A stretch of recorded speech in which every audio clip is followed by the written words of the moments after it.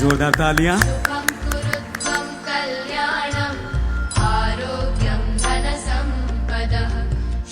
विकास का दीपक प्रज्वलित हो चुका है।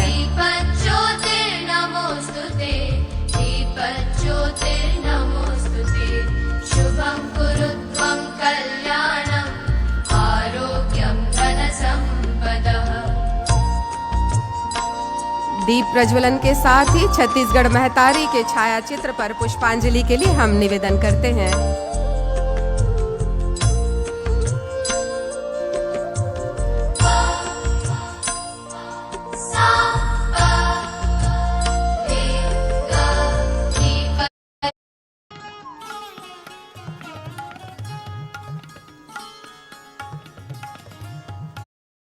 Going to release 4 IRC documents which are of very much importance to the entire road sector, and one of them which is very important is revision of manual for bridge management, inspection, inventory and maintenance. Another is for guideline for fabrication erection. Sanction हुए हैं जो 10 साल में यहाँ NHAI एवं state PWD के माध्यम से कराए।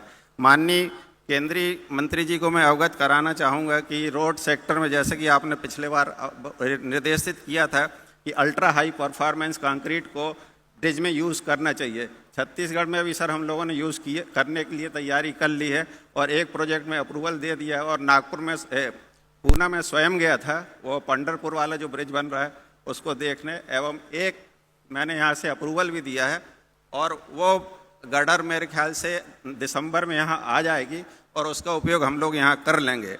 अल्ट्रा हाई वाइट टॉपिंग का भी हम लोग प्रयोग करने वाले हैं एवं प्लास्टिक वेस्ट को भी हम रोड कंस्ट्रक्शन में यूज़ कर रहे हैं।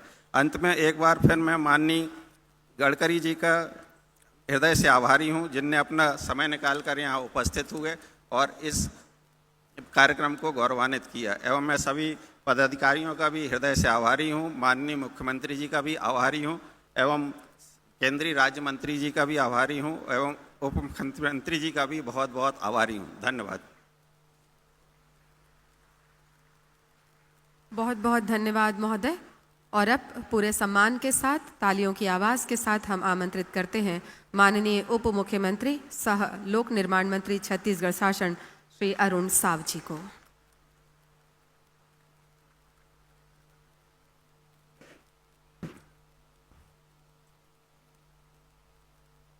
देश भर ले आए हुए जम्मो हमर पहुना मल्ला राम राम जय जोहार। IRC के इस 83वें अधिवेशन में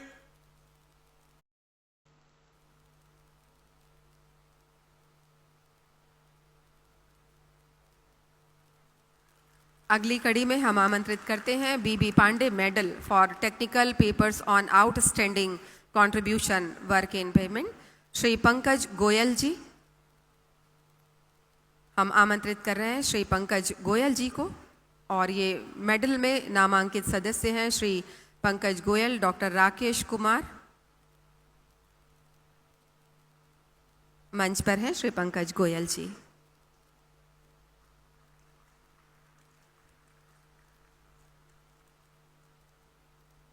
अगले क्रम पर commendation certificate goes to professor M Selva Kumar, सुश्री G दर्शनी, सुश्री R कीर्ति, सुश्री H नन्ने। आप सभी की ओर से मेडल ग्रहण करने आ रहे हैं श्री J मोहन नायक जी। मंच पर हैं श्री J मोहन नायक। इन सभी विजेताओं की ओर से ग्रहण कर रहे हैं यह अवार्ड।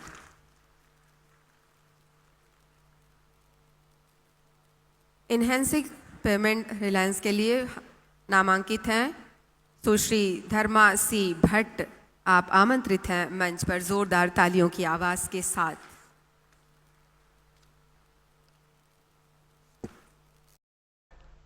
उत्पन्न होने वाले अपशिष्ट और प्लास्टिक आदि शहरी कचरों का उपयोग सड़क निर्माण के लिए किस तरह किया जा सकता है, क्योंकि हमने भारत और दुनिया भर में चल रहे इसी तरह के सफल प्रयोगों के बारे में सुन और पढ़ रखा है।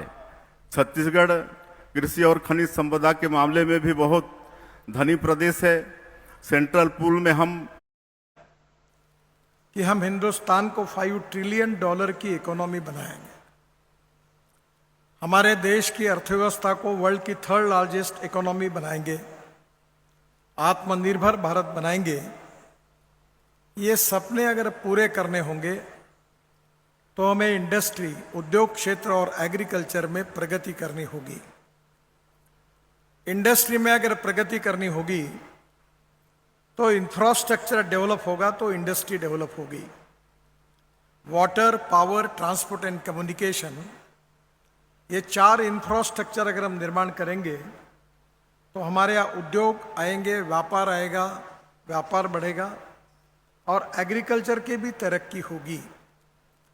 और इस क्षेत्र में जब कैपिटल इन्वेस्टमेंट आएगी उससे रोजगार निर्माण होंगे और रोजगार निर्माण होंगे तो गरीबी दूर होगी और हिंदुस्तान आत्मनिर्भर भारत होगा। यही हम सबका सपना है। और इस सपने को पूरा करने में आप जिस क्वालिटी का इंफ्रास्ट्रक्चर बनाएंगे वर्ल्ड स्टैंडर्ड का, वो इसमें बहुत महत्वपूर्ण है। और इसलिए जो जो अच्छी टेक्नोलॉजी है, सक्सेसफुल प्रैक्टिसेस है, इसका उपयोग करना, हमारे देश में भी रिसर्च करना और वर्ल्ड में भी जो सक्सेसफुल हुआ है उसको आत्मसात करना, इसके लिए IRC की भूमिका महत्वपूर्ण है। मैं अक्सर एक बात कहता हूं कि innovation, entrepreneurship, science, technology, research, skill and successful practices, we name it as knowledge and conversion of knowledge into wealth is the future. और दूसरी बात मैं ये बोलता हूं कि भाई no material is waste and no person is waste. It is depending upon the appropriate technology and appropriate vision of the leadership that you can convert waste into wealth. अभी मुख्यमंत्री जी ने जैसे कहा कि हमें विकास भी करना है और पर्यावरण का संतुलन भी रखना है, विशेष रूप से ethics, economy, ecology and environment. हमारे देश में हमारा ट्रांसपोर्ट सेक्टर देश के पोल्यूशन में 40% कंट्रीब्यूट करता है, 40%। और आपको पता है कि एयर पोल्यूशन के कारण कितनी समस्याएं पैदा होती है। मैं शेड्यूल कास्ट हूं, मेरे मन में कभी ये कल्पना भी नहीं रही थी कि मुझे पुरस्कार मिलेगा, और आपने पुरस्कार दिया, मेरा सिलेक्शन किया, ये मेरे लिए इस ग्रुप में 49.26% मिले। मेरे दोनों दामाद बड़े, एक विद्वान मेरिट स्टूडेंट इंजीनियर थे, एक न्यूक्लियर साइंटिस्ट थे। मेरे बहनों ने कहा ये इसका ध्यान भलती ही तरफ है, घर वालों का भी मेरे ऊपर विश्वास उठ गया, पर मैं इंजीनियर नहीं बन पाया, इसलिए घर में नाराजी थी, तो मैं जनता पार्टी में घुस गया जयप्रकाश नारायण जी के पीछे। और अब मैं कॉमर्स ग्रेजुएट हूँ, लॉ ग्रेजुएट हूँ, MBA किया है मैंने, और मैं कोई इंजीनियरिंग का मुझे नॉलेज नहीं है, प्रेजेंस ऑफ माइंड है। अब मुझे 9 डॉक्टरेट्स मिली, डिलिट्स मिली, उसमें से 5 एग्रीकल्चर साइंस में मिली, तो अभी भी मैं डॉक्टर नितिन गडकरी नहीं लगा था। तो मुझे एक ने पूछा कि 9 डॉक्टरेट मिली है, डिलिट्स मिले, तो तुम डॉक्टर क्यों नहीं लगाते? अरे मैंने बोला जो आदमी इंजीनियरिंग कॉलेज के एडमिशन के लिए डिस्क्वालीफाई हुआ तो वो डॉक्टर बनने के लायक नहीं है, तो मैं नहीं लगा था इसको। देखिए, डिग्री में अच्छी डिग्री लेना और अच्छा अधिकारी होना, इसमें फर्क है। मैं लॉ कॉलेज में था, जो सबसे बदमाश लड़का था, उसका नाम नहीं लेता मैं, वो कॉलेज में केवल गड़बड़ करता था, वो देश के अच्छे वकीलों में बना, और जो मेरिट में पास होकर लॉ प्रैक्टिस शुरू की, उसके घर में कोई पक्षकार ही नहीं आता। तो सक्सेस स्टोरी और नॉलेज, इसका संबंध है भी और नहीं भी। Knowledge with presence of mind, ये इंपॉर्टेंट है। और इसलिए मैं आपसे यही कहूंगा कि आपके काम में मैनेजमेंट भी आती है, decision making process, team work. मैंने अभी DG साहब को और हमारे नए सेक्रेटरी को कहा कि आप सब लोग फुटबॉल के बहुत अच्छे प्लेयर हैं, सरकार में फुटबॉल के इतने प्लेयर है कि बॉल को इधर डॉच करो उधर डॉच करो, दिन भर बॉल को घुमाओ, जाने मत तो गोल तक। मैं बोला तुम डॉजिंग करते रहते हो, एक काम करो कि राज्य सरकार के अधिकारी बुला लो, आप बैठो, आप एक सब्जेक्ट लो, सबका सुन लो, यूनानिमिटी बनाओ, नहीं तो तुम एज ए चेयरमैन डिसीजन करो, फाइल क्लोज करो और भेजो। तो फाइल पहले डीजी के पास पहुंचते पहुंचते 7-8-10 महीने लग जाते हैं। फिर मुश्किल से कोई इधर उधर फोन करता तो फाइल निकलेगा, तो फिर एफए के पास जाता है, वो रोक के बैठता है। एफए को क्या हुआ तो बोले उसकी तबीयत खराब हो गई, तो 15 दिन वहां रुकी। फिर वो फाइल उससे निकलती है तो सेक्रेटरी के पास जाते हैं, सेक्रेटरी बोलते हैं कि उतने में उनको कोई ड्यूटी लग जाती कहीं, तो वो नहीं है, और सब कुछ ठीक रहा तो आचार संहिता लग जाती है कोड ऑफ कंडक्ट। अब यही घूमते रहो, ये क्यों करते हो? करना है तो हाँ कहो, नहीं करना है तो ना कहो। अगर हो सकता है तो अप्रूव करो, नहीं कहता तो रिजेक्ट करो। Why you are wasting time? कितना समय खराब होता है इसमें। तो ट्रांसपेरेंसी के साथ fast track decision making process is a part of management, और मुझे लगता है कि हमारे इंफ्रास्ट्रक्चर में वो भी आप जरूर करिए। 2-3 बातें मैं बहुत आपको बताऊंगा कि बहुत अच्छी हुई। एक तो use of ultra high performance reinforce cement concrete UHPC, इसमें बहुत बचत है। जब भी छत्तीसगढ़ के IRC चेयरमैन ने अभी बताया आपको कि स्पैन लेंथ जो है वो इंडोनेशिया, मलेशिया और सिंगापुर में 120 किलोमीटर तक थी। उन्होंने सक्सेसफुली किया क्योंकि ऊपर का बीम उन्होंने स्टील फाइबर में कास्ट किया। अब रेलवे ओवरब्रिज बनाना है तो बीच में बनाने की जरूरत ही नहीं उसके पियर को, तो पैसा भी कम खर्चा होगा, बचत होगी 20 से 25-30%। तो मुझे लगता है कि हर ब्रिज के लिए हर स्टेट में इसके यूनिट बने, और 16 to 100 मीटर अगर ये होता है तो बहुत फायदा होगा। हमने नागपुर में प्रयोग किया, 3 जगह ब्रिज बनाए, नीचे में एक ही पिलर पर, नीचे में रोड, ऊपर में फ्लाईओवर, उसके ऊपर में मेट्रो। और अभी 1 महीने के पहले इनॉग्रेट किया मैंने, वो गड्डी गोदाम चौक पर, नीचे में रोड, ऊपर में मुंबई कलकत्ता दिल्ली मद्रास रेलवे लाइन, उसका फ्लाईओवर जो रायपुर से जाती है कल मुंबई की तरफ, वो लाइन, उसके ऊपर में फ्लाईओवर और उसके ऊपर में मेट्रो, एक ही जगह पर 4 लेन हो गई। अब चेन्नई में हम लोग 3-3 लेन, पूना में 3-3 लेन के ब्रिजेस बना रहे हैं। अब हमारे यहाँ प्रधानमंत्री भी कहते हैं कि सब डिपार्टमेंट साइलो में सोचते हैं। अब देखो आप, ये जैसे ये ब्रिज बना हुआ है, इसकी 4 लेयर है। अब अभी अनेक जगह पर मेट्रो इधर चल रही है और इधर ब्रिज भी बन रहा है, दोनों एक ही पियर पे बन सकते हैं ना, देश के पैसे बच सकते हैं।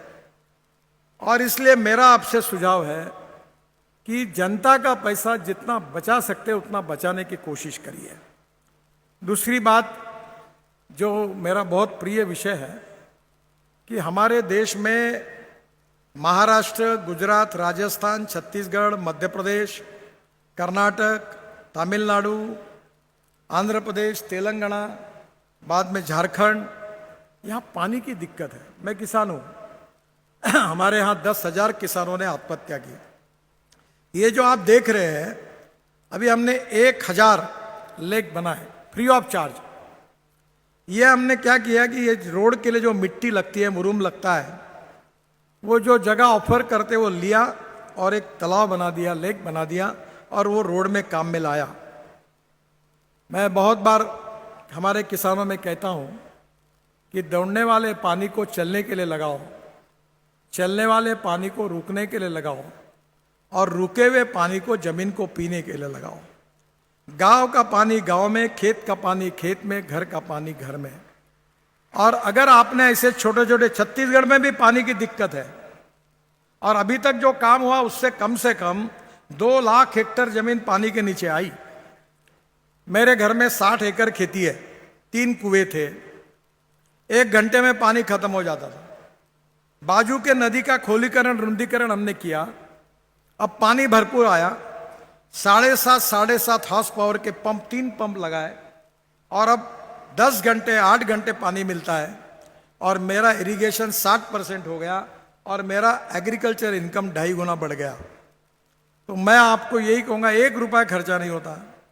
पर आप कैन यू इमेजिन कि एक गांव में अगर 1000, 1500, 2000 कुएं 24 घंटे पानी मिलेगा तो उस गांव का कितना डेवलप होगा, कितनी इकोनॉमी बदलेगी, कितनी गरीबी दूर होगी, कितना पर कैपिटा इनकम बढ़ेगा, कितना एग्रीकल्चर ग्रोथ रेट बढ़ेगा, आप कल्पना नहीं कर सकते।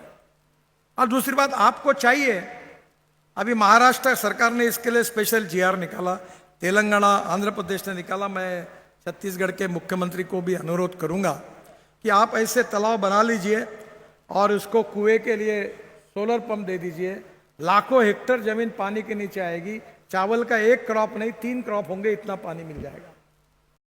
सबको नई विजन, नई This session will inspire all the participants to strive for excellence in their respective fields.